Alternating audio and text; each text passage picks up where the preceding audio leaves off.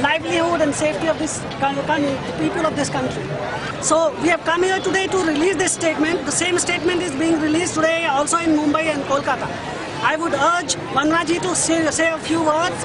I'm also here for solidarity with one of the most significant struggles for the future of democracy in India. I want to salute the people of Kudankulam who haven't given up in spite of all the terror attacks on them from what has become a militarized state. A very interesting new article has been published in The Economist, which is not a people's magazine. It's a corporate magazine. And The Economist says increasingly nuclear power will become less and less a creature of democracy. And that is why India's democratic fabric is being assaulted in order to impose nuclear power. The very agreement that has given license to spread nuclear was an undemocratic agreement that nearly killed our parliament, the US-India nuclear deal. And if it wasn't for purchase of votes, the cash for vote scandal, that agreement wouldn't have gone through. We then have the Civil Nuclear Liability Act, which underplays the costs of liability in case of an accident, so that industry can walk away for free like they did after the Bhopal disaster. I believe Kudankulam is significant for many reasons. For some sad, perverse reason, our government is making a choice for the most backward, most primitive, most hazardous and most crude technologies in every sphere. Energy, we have so much more sophisticated alternatives from renewables, whether it's biomass, decentralized, Gandhi chose it, wind, solar, it wasn't there in his time. They're picking nuclear, which every country is giving up. Germany stopped it because their people said after Fukushima, we don't want nuclear.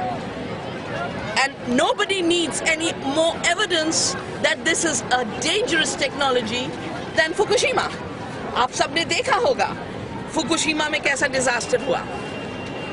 Germany stopped, Italy stopped, France will stop. The country that is highest nuclear power plant is going to stop under the new president called Hollande. Brazil has announced it won't go further. Japan has said no more. If every democratic, enlightened, technologically advanced country is saying no to nuclear, why is India picking this backward technology? In agriculture, they're picking the worst option. We have agroecology, we have organic, they're picking genetic engineering. And worse, when people with intelligence, information, freedom rise to educate the government about their rights and the rights to safety. I started my life in the Bhabha Atomic Research Institute. It used to be public sector then. It is no more. Everywhere nuclear is being shut down, we are giving them a red carpet. On our money, they've been imposing hazard zonas. It's a double violation of democracy, because it's our money that's being used to build these plants against our will.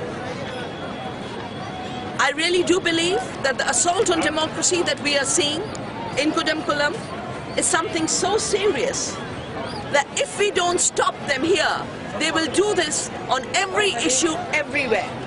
No citizen will be safe in their home, in their village, in their town.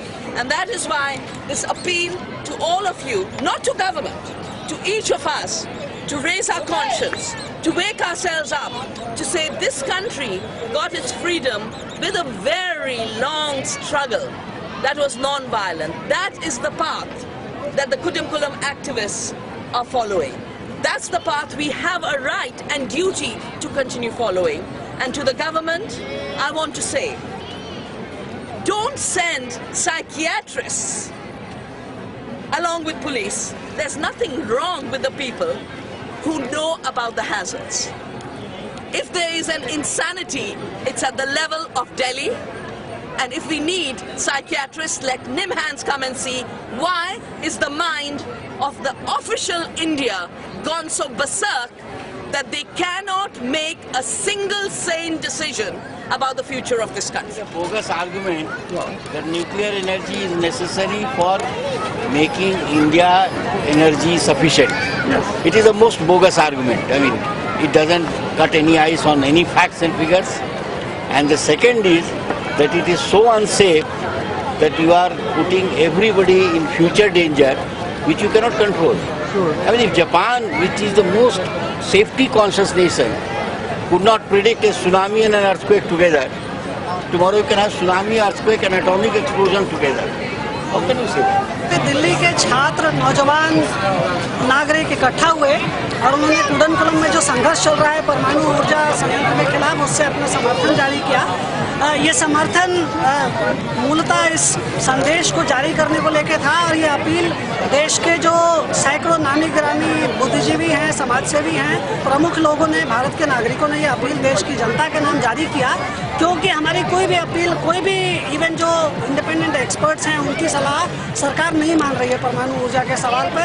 उसके लेके जो आंदोलन चल रहे हैं उस पे लोगों पे देशद्रोह का मुकदमा जारी किया जा रहा है, उस पे लोगों को झूठे मुकदमे में हजारों लोगों को कुडनकुलम में फंसाया गया, which is probably the most rigorous in terms of technology, in terms of scientific care, in terms of an accountability system. And if it can happen in Japan, Fukushima's can happen anywhere.